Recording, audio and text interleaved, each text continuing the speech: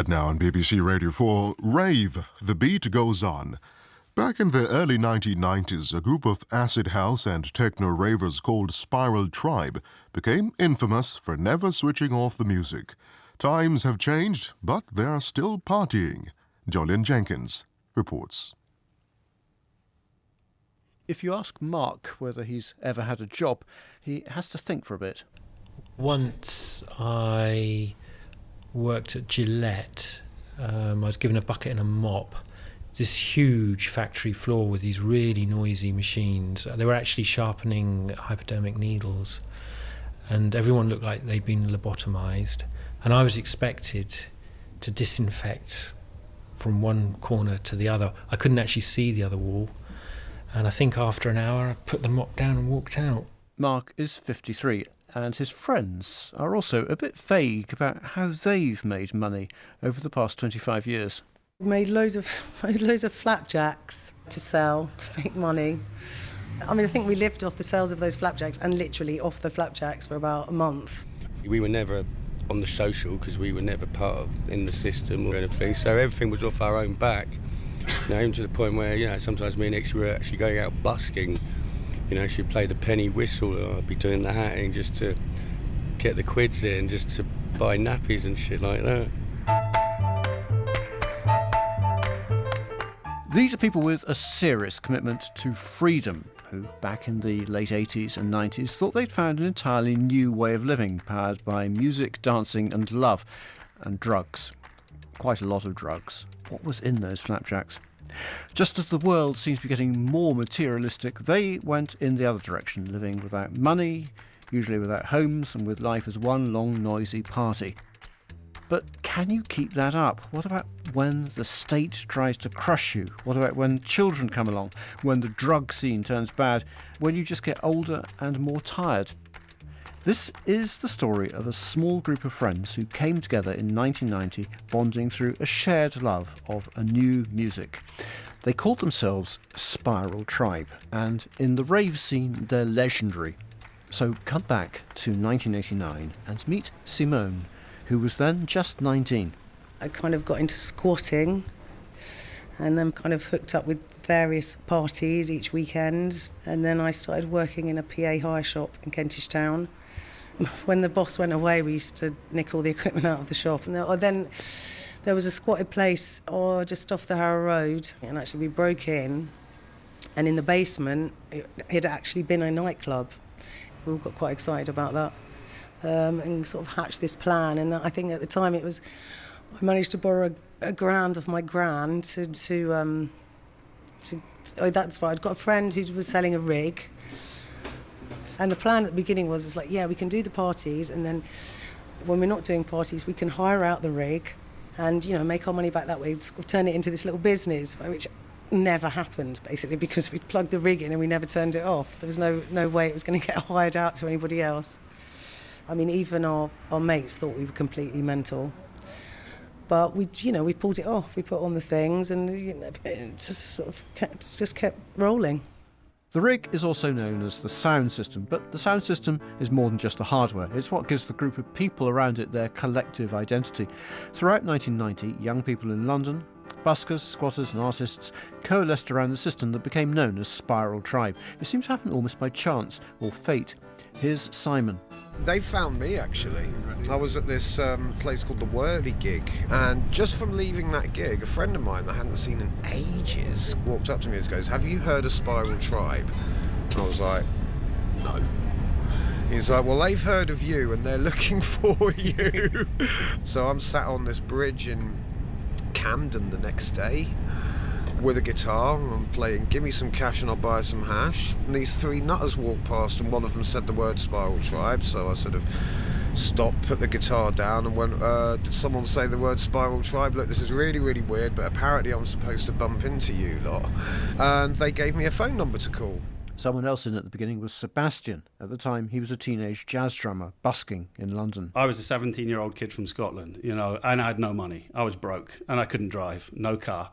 And I'm down in the pub one day, and this guy comes up to me and says, "Hey, do you want to go to a party?" And basically walked into this acid house rave and was just totally blown away by the music.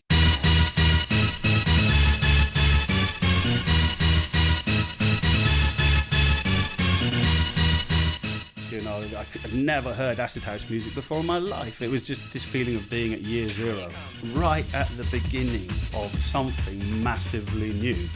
It just blew everything out the window. I threw away my guitar, my drum kit went out the window, and I was just, electronic music, let's go. It wasn't just the music, it was the community. This is Mark, the one who threw away his mop. It had the sound that everybody was waiting for. Suddenly it was another whole kind of world. It was revolutionary, and I think everybody felt hugely empowered by the sense of community that just happened overnight. And the coming together, the dance and the ecstasy and the LSD and whatever was also important. It enabled everybody to get that sense of community and equality simultaneously.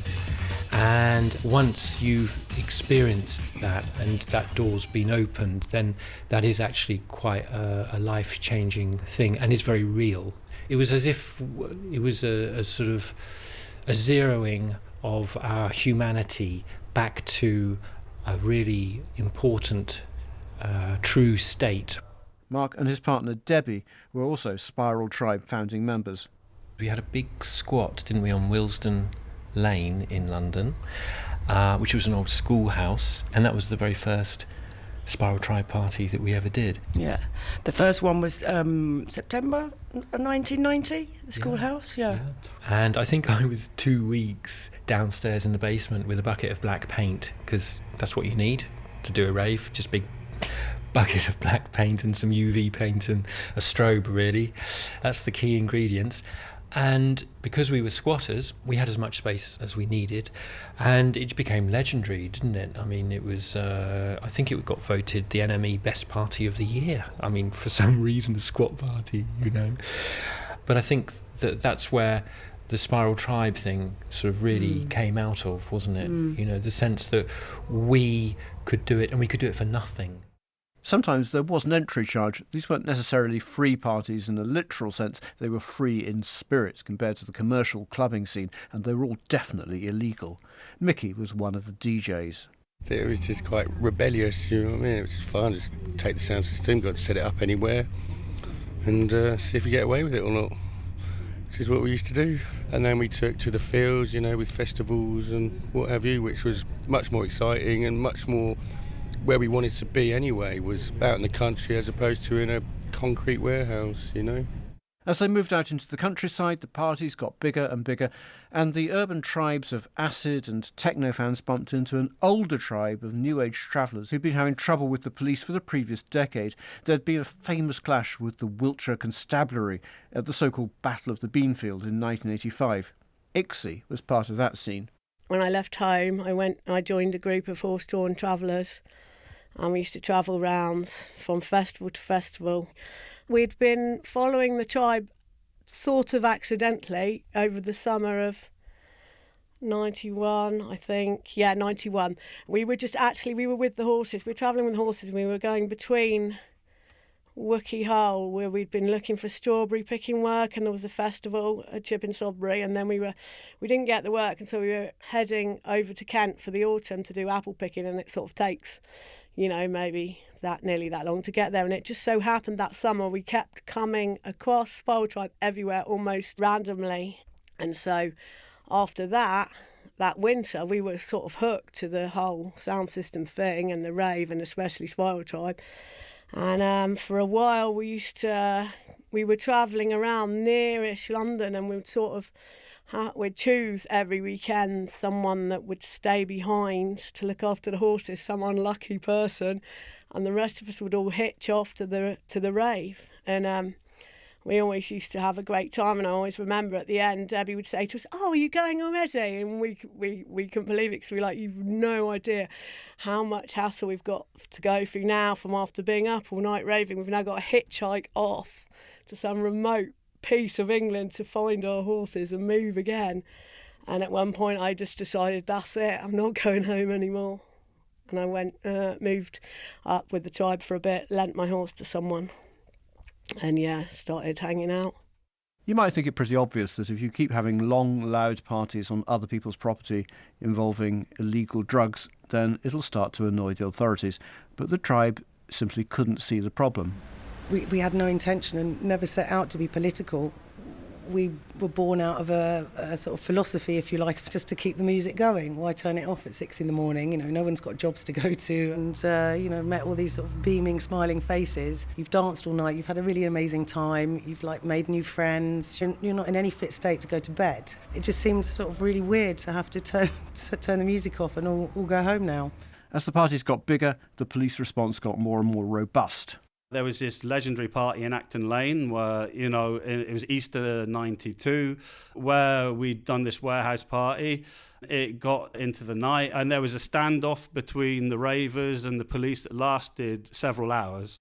Some accounts say that the partygoers barricaded themselves in, others that the police stopped them leaving. What you're about to hear is just the Spiral Tribe version of the story. The police actually got a JCB and came through the wall in a JCB, and then they moved in with riot police, smashed the equipment, attacked everyone. What was that all about? And that's where I changed. You realised that as you went down this road and you were just saying, no, look, we haven't got much money. We're not rich people. We can't afford to go to the clubs. We're coming together to do this kind of party, and we're doing it for free. It's all, about the community and making something good happen in the community. Keep the people off the streets, So after an experience like that, you're going, right, okay, it's that means that to you guys. That's how you see this.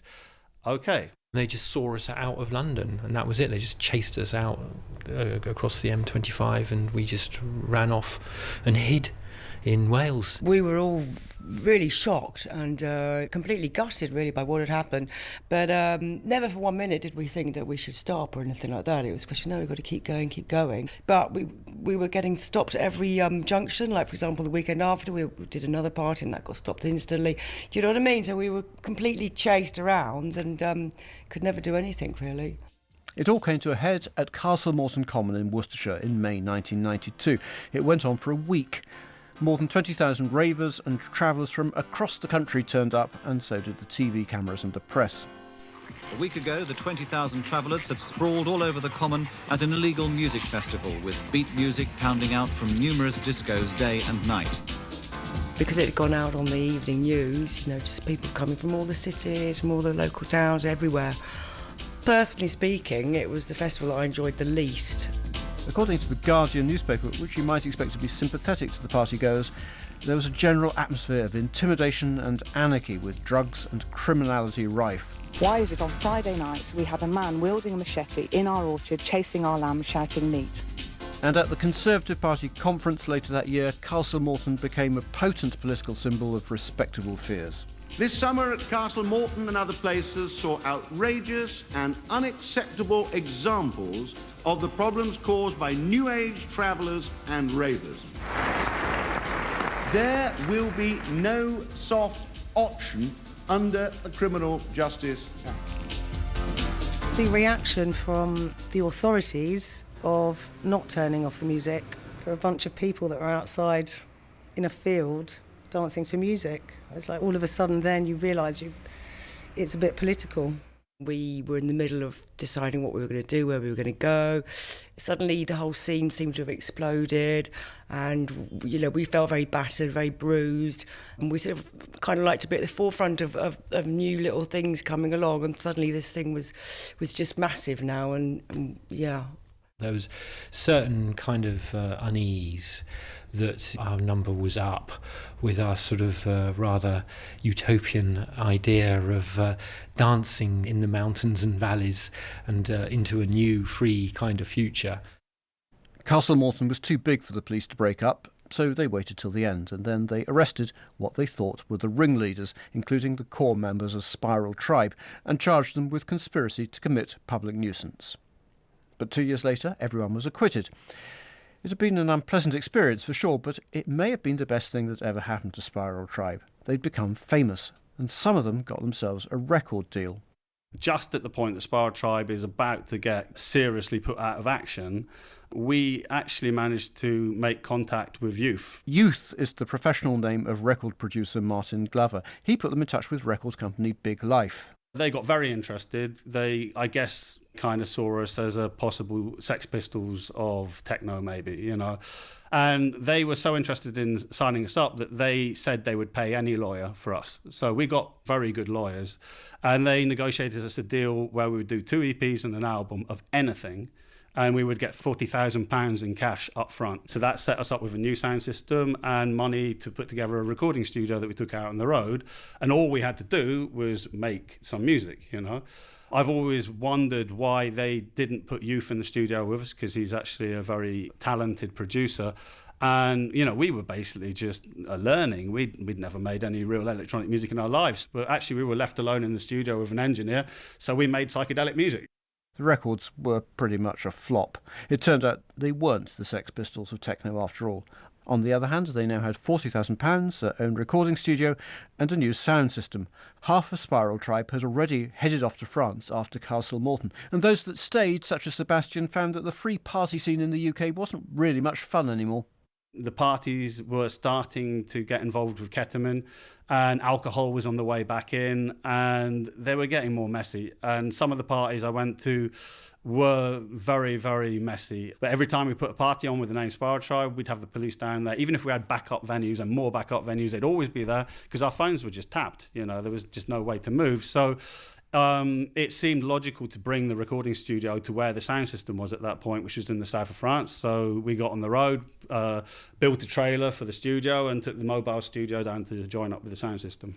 The first thing we realised when we came to France with the studio is that our mates who'd gone over there with the sound system had just hit the jackpot. They'd bumped into a country that had totally understood Spiral Tribe. France was kicking. These mad warehouse parties around Paris that, you know, every weekend there'd be about 5 incredible warehouse parties done by sound systems that were French. And obviously we could go down and play, so we could get to play out every weekend. So it was this fantastic period of time in France. After all those amazing times in Britain, it was just this new, fresh thing in France. I just got totally into that. And that was when Spiral Tribe went international. The Berlin Wall had just come down. The whole of the East was opening up. I think we were one of the first big kind of pirate crews to just go through all the borders and, you know, collect people as we went, and we became a very big multinational network very, very quickly.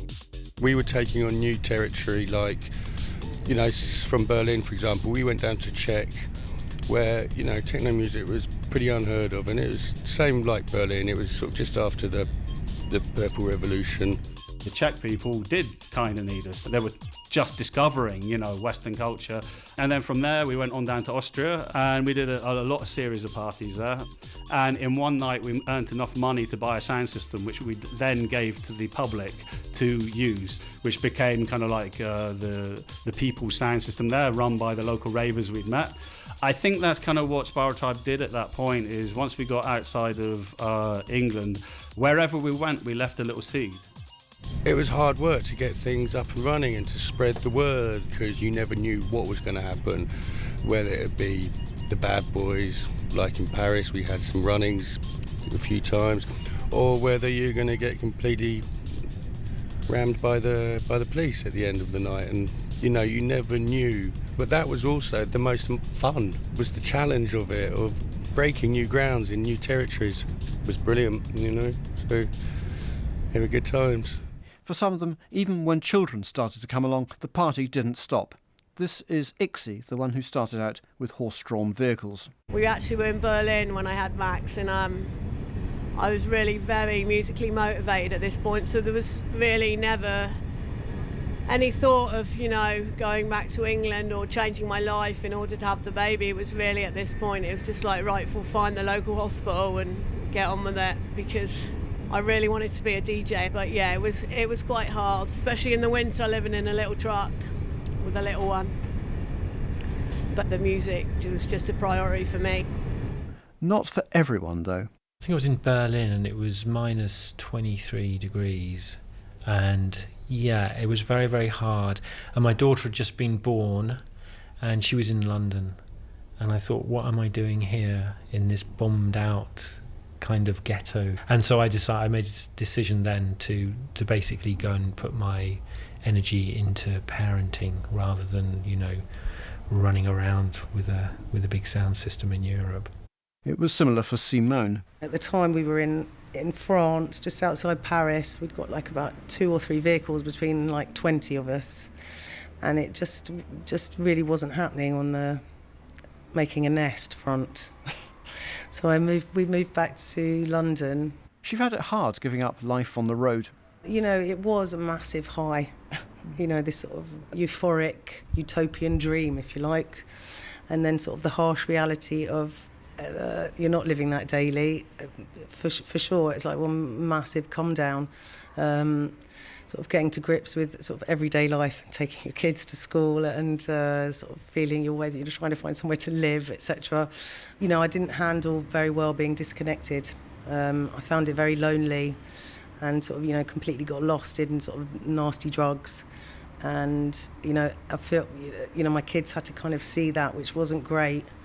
I did get some money together and buy this little truck, and I went back out, and that was kind of all cool for me, but the kids had kind of got a taste already of growing up and starting to go to school in London. Jay was, you know, she'd had too much of a taste of, you know, a bath every night and a hot dinner on demand.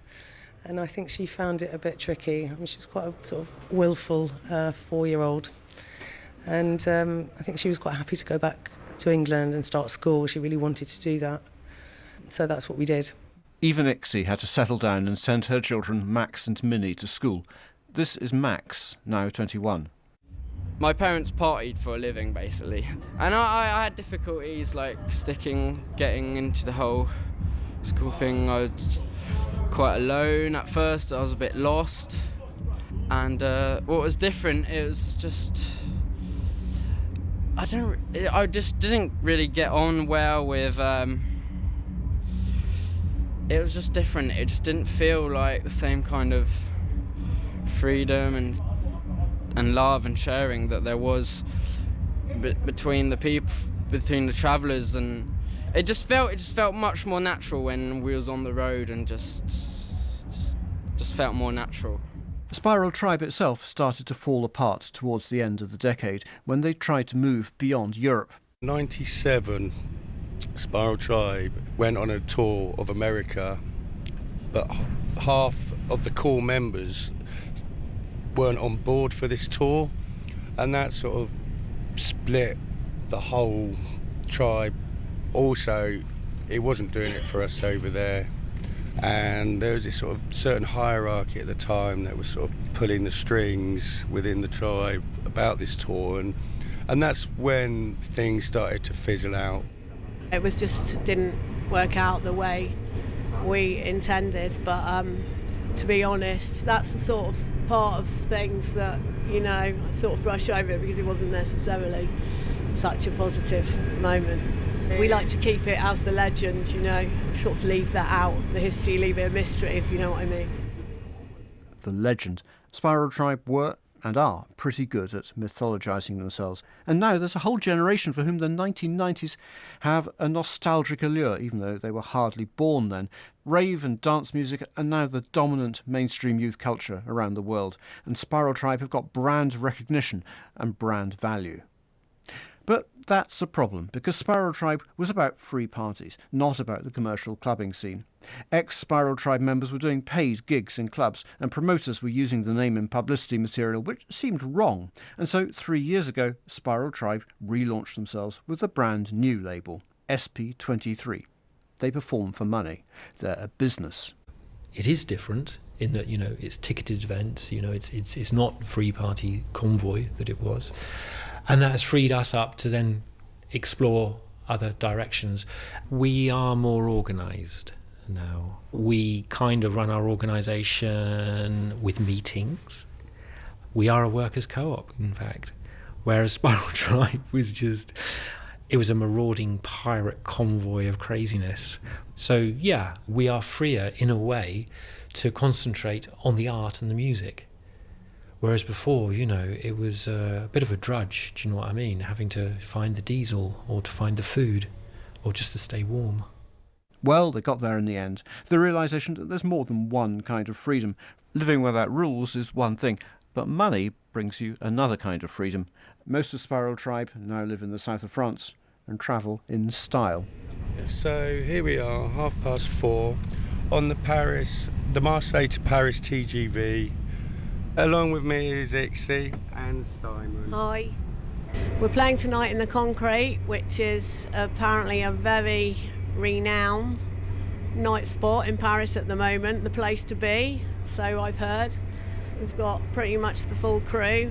Meltdown Mickey, the 3 live sets, which is myself, Ix in the mix, Crystal Distortion and 69 dB.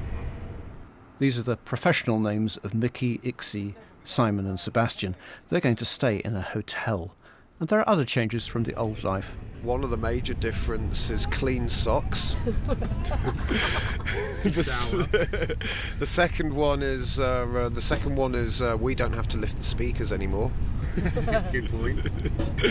And the third one is, if it goes wrong, we've got somebody else to blame except ourselves. Hours later, 21-year-old Max, son of Ixie and Mickey, is about to do a set. Because he too has become a DJ, Max Volume. Spiral Tribe, or SP23, has become a dynasty. Tonight we are in Paris. We're actually on a peniche. This is quite a large boat. Peniche is like normally they transport sand or materials, and they've kind of, this peniche is called the Concrete, and they've managed to change it all up and transform it into a very trendy nightclub. And I'm here with all the crew, all the family, and we're going to be playing, and hopefully the vibes are going to be sensational. And I mean, the people queue up 2.5 hours just to try and get in, and then so once they get in, they're just they're happy, and you can just feel their energy, and they just share their love. When they're young, ravers tend to throw around words like love and freedom. What's interesting to see with Spiral Tribe is how over 25 years they've worked their way towards understanding what they meant by those abstractions. What they thought they wanted was to live outside the law. What they needed, maybe, was just to be with each other. All of us, in our own way, we're working out our relationship to freedom, and I think the thing that's kept us together over all these years is just a true and sincere love and respect. That's all. We love each other and we respect each other. Simple as that. Rave, The Beat Goes On was produced in Bristol and presented by Jolyon Jenkins.